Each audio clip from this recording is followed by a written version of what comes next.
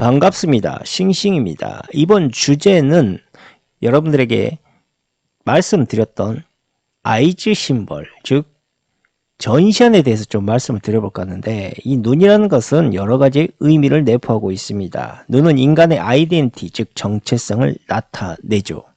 또한 사람들은 이러한 눈을 영혼을 비추는 창이라고까지 표현을 합니다. 그도 그럴 것이 인간의 눈은 특이하게도 저마다의 고유한 홍채 패턴이 존재하기 때문입니다. 세상에서 유일무이한, 즉 자신만이 가지고 있는 정보, 이것이 눈에 담겨져 있고, 이 눈은 개개인의 정체성을 나타내는 도구로 현재 사용이 되려 하고 있습니다. 그렇다면 엘리트들, 우리가 말하고 있는 소위 소수의 권력자들은 왜 근현대에 와서 이렇게 눈에 집착을 하고 있는 것일까? 사실 이들이 이 아이즈 심벌에 집착하기 시작했던 시기는 아주 먼 과거로부터 시작되었다라고 볼 수가 있습니다. 우리가 알고 있는 대표적인 아이즈 심벌, 누구나 알고 있는 아이즈 심벌은 바로 호루스의 눈입니다. 오른쪽은 태양을 상징하고 왼쪽은 달을 상징하는 아이즈 심벌이죠. 호루스는 자신의 아버지 오시리스를 죽인 세트와 격렬한 싸움을 벌인 끝에 세트는 거세를 당하게 되고, 호루스는 한쪽 눈을 뽑혀 6조각으로 이것이 쪼개지면서 이집트 전역에 뿌려지게 됩니다. 그렇게 호루스는 눈 하나를 잃게 되고, 이것을 토트가 시력과 함께 힘을 다시 재건해 줍니다. 그래서 이 망가진 눈을 달, 즉 토트의 눈이라고 지금도 불리우고 있고, 건강한 눈은 태양의 라의 눈으로 불리우면서 이것이 신화적으로 신격화되었던 것입니다. 보시는 것처럼 호루스의 눈은 신의 보호와 치유의 상징을 함께 내포하고 있는데, 반대로 라의 눈은 완전함, 밝은 통찰력, 풍요, 그리고 더 깊게는 폭력과 전쟁, 혼란을 상징하는 그러한 심벌이기도 합니다. 이처럼 호루스의 눈은 파괴와 지혜, 치유, 이 두 가지의 불과 물의 모든 능력을 가지고 있고, 이것을 관장하는 그러한 상징입니다. 그러니까 이것이 신의 능력과 필적하는 그러한 권력이다라고 볼 수가 있고, 특히 이것을 갈구하고 있는 엘리트들은 이 아이즈 심벌에 깊은 애착을 가질 수밖에 없다라는 것과, 결국 이 심벌의 능력처럼 자신들이 세상을 구원하거나 반대로 무너뜨릴 수 있는 권력과 힘을 가진 존재다, 즉 신과 같은 존재다라는 것을 사람들에게 끊임없이 각인시키기 위한 도구로 이것이 사용되었다라는 겁니다.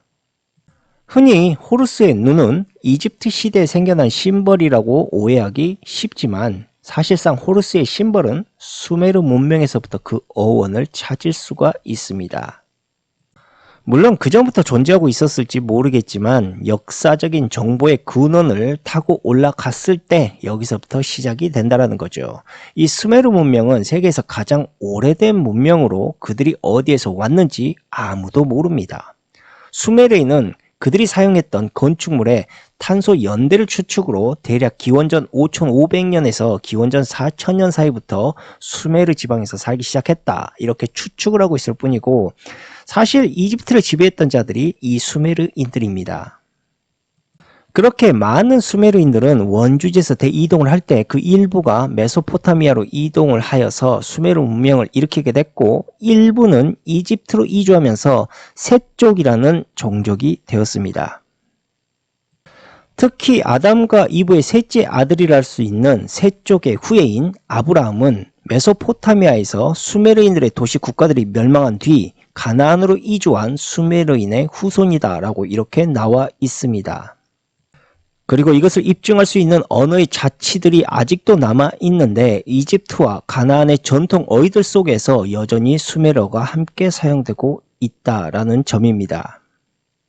흔히 라는 태양신의 이름이다 라고 우리가 알고 있지만, 사실 라는 이집트 원주민들이 만들어낸 자신들만의 독창적인 신이 아닙니다.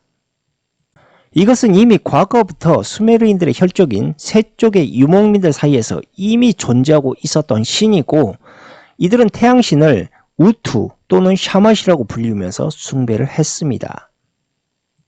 이들의 태양신을 숭배했던 이유도 하늘에 떠있는 이글거리는 태양이 마치 눈과 흡사해 보였고, 이 당시 이들은 태양을 신의 눈이라고 불리우면서 두려워하였습니다. 그리고 이집트의 토트의 눈 역시도 이미 그 이전에 달의 신으로 존재하였습니다. 그 신의 이름은 난나, 즉 달빛으로 악한 자를 벌한다 라는 뜻의 신입니다. 특히 수메르인들은 눈에 어떤 상징적인 의미를 부여하는데 매우 그 집착이 강했습니다. 그 이유는 오직 인간의 눈만이 인간에게 신의 버금가는 통찰력과 지혜를 가질 수 있게 해줄 수 있는 곳이다 라고 그렇게 해석을 했던 것이고, 그래서 그들이 만들어낸 그 당시에 대부분의 조각상들은 눈에 매우 큰 강조를 하는 그러한 특징을 가지고 있었습니다.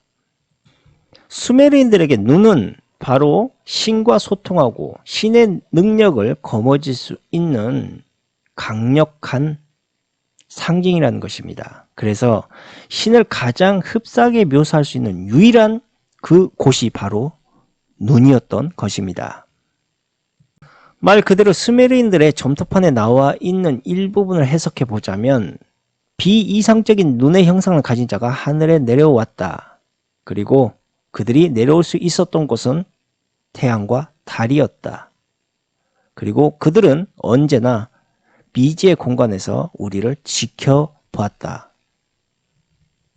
이 당시에 천문학이 매우 미미했던 상황이었다 보니 어찌 보면 눈에 보이는 태양과 달에 전적으로 의존하고 판단했을 가능성이 매우 높았을 것이다 라고 생각을 합니다. 수메르인들이 남긴 역사의 기록에 의한, 즉 그들이 숭배했다라는, 그리고 그들이 신이라고 불리는 자, 이건 다름 아닌 외계에서 온 지적 생명체일 가능성이 매우 높다라고 우리가 볼 수가 있고, 그들이 숭배했던 그 지적인 생명체 형상을 닮아 그들과 같은 능력을 가지기를 간절히 원했던 수메르인들의 바램이 저 아이즈 심벌을 만들어내게 된 것이죠. 그들이 지적 외계 생명체였다라는 증거를 우리가 역사를 통해 더 거슬러 올라가 보자면, 과거 수메르 왕의 연대기, 즉 수메르어로 기록한 고대 왕명부에서 찾아볼 수 있습니다. 말씀드린 이 고대 왕명부는 2600년 전에 실존했었다는 길가메시 왕의 이름도 기록이 되어 있고, 공식적인 왕권과 제위, 연수까지 기록되어 있는 말 그대로 사실을 기반한 실존했던 역대 왕들의 족보인 셈입니다. 그렇기 때문에 역사적으로도 대단히 가치 있는 유물로 지금도 여겨지고 있지만, 문제는 상식적으로 납득이 되지 않는 기술도 함께 포함되어 있다는 점입니다. 이 명부에 기록된 초대 왕은 길가메시 왕보다도 무려 십수만 년이나 거슬러 올라간 기록이 있는데, 그들 왕들의 제위 기관이 무려 28,800년이라는 점입니다. 이것은 개인적으로 본인이 지어낸 이야기도 아니고 그들의 역사적 기록에 실제로 기입되어 있는 사실적 역사를 있는 그대로 제가 이야기하고 있는 것입니다. 이것은 분명히 인간이 누릴 수 있는 평균적인 수명을 아득히 초월한 수치인 것만은 일단 사실입니다. 그렇다면 이 재림했던 왕들을 수메르인들은 무엇이라고 불렀던 것일까? 태양이 떠 있을 때 재림했던 왕들을 수메르인들은 태양신이라고 불렀고, 달이 떠 있을 때, 즉 밤에 재림했던 왕들을 달의 신으로 불렀습니다. 실제로 저서되어 있는 수메르 왕의 연대기 기술을 해석해보면 이렇게 나옵니다. 왕이 하늘에서 내려왔다. 왕은 에르이둑에 있었고 그들의 눈은 하늘을 지배하는 새와 같았다. 에르이둑을 통치하는 왕은 아르림이었다. 아르림은 28,800년에 걸쳐서 통치했다. 다음으로 하늘에 내려왔다. 그는 아랄가르였고 그는 36,000년간 왕위에 있었다. 쉽게 말해 두 왕이 64,800년간 통치했다라는 그러한 이야기입니다.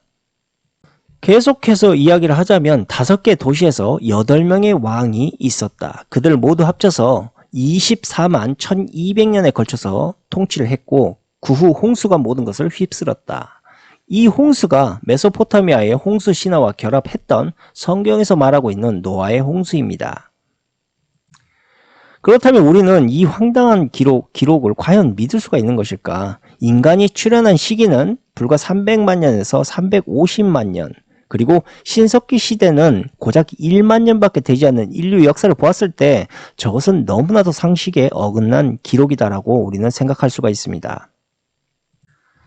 그래서 이에 대한 전문가들의 답은 의외로 간단했습니다. 저들이 쓴 리스트는 처음부터 사실만을 기록한 것이 아니라 역사 이전의 신화 속 왕들도 함께 포함되어 있었던 것이다라고 그렇게 말을 합니다. 그러나 반대 음모론자들 사이에서는 최근에 우리가 자주 발굴되고 있는 오파츠를 그 증거로 내세우면서 인류의 역사는 외계 절대자들의 통치 아래서 인류의 종말과 탄생이 지금껏 무한히 반복되어 온 것이다 라고 그렇게 주장을 하고 있습니다.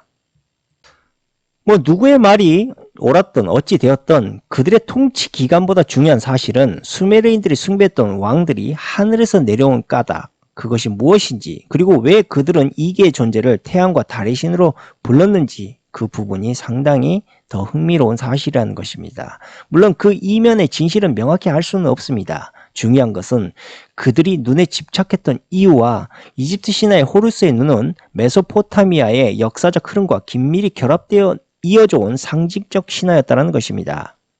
그렇다면 우리는 이쯤에서 세계를 현재 지배하고 있는 자들이 이 눈의 심벌에 왜 이렇게 집착하는지 그 이유에 대한 사실을 한 가지 분명히 알게 된 것입니다.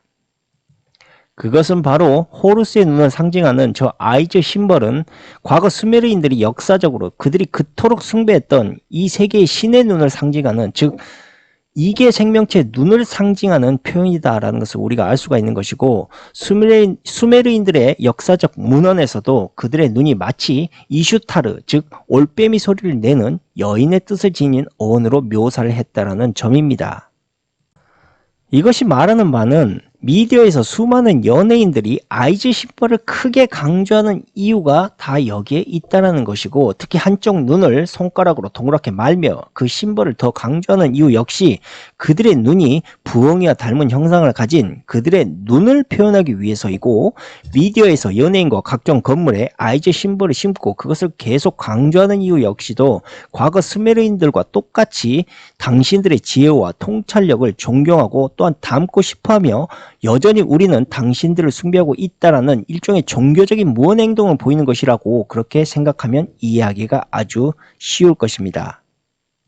다음으로 우리가 이러한 역사적 관점과 이해로 현재 유명 권력자들의 행위를 그대로 대입 해석하게 된다면 모든 것이 명료하게 해석이 됩니다.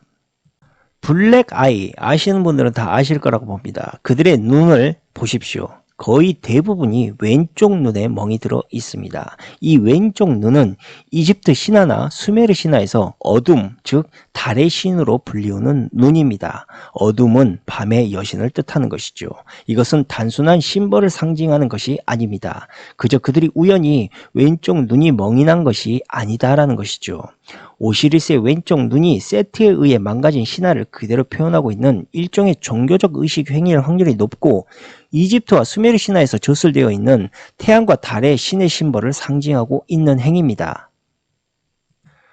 그럼 한번 생각을 해봅시다. 이들이 왜 아직까지도 구태연하게 과거의 역사적, 종교적 의식 행위를 지금까지 하고 있을 것이라고 봅니까? 수천 년을 걸쳐서 말이죠.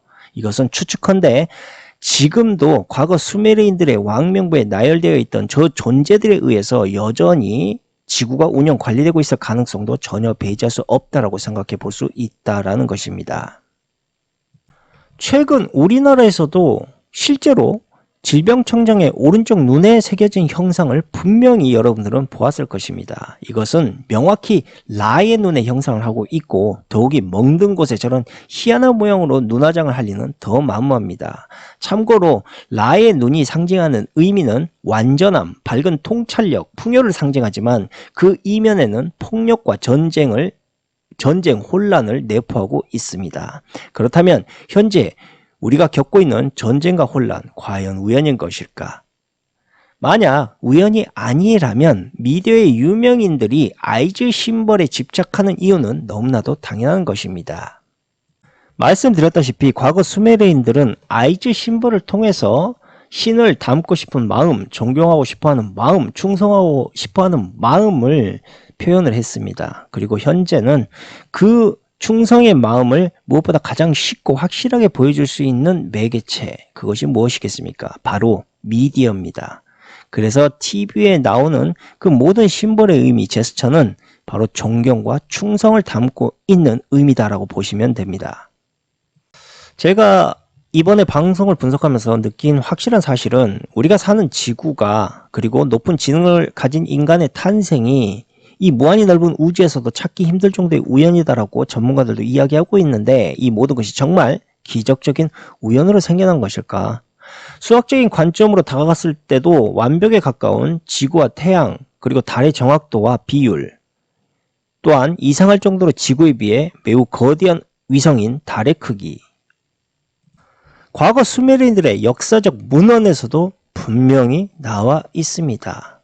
부엉이의 소리를 내는 부엉이의 형상을 닮은 여인의 모습 현재 미디어나 TV에서 끊임없이 나오고 있는 부엉이의 심벌 그리고 부엉이의 눈을 형상화하는 아이즈 심벌 이런 것들이 그저 우연인 걸까요? 분명히 우리가 모르는 충격적인 진실이 숨겨져 있을 거라는 확신이 들기 시작하는 것은 그저 저만의 생각인 걸까요? 분명히 말씀드리겠지만 앞으로도 말씀드리겠지만 세상에 우연은 없습니다. 여러분들은 세상에 우연이 없다라는 말을 절대 망각하지 않으셨으면 좋겠습니다. 이상 싱싱이었습니다. 감사합니다.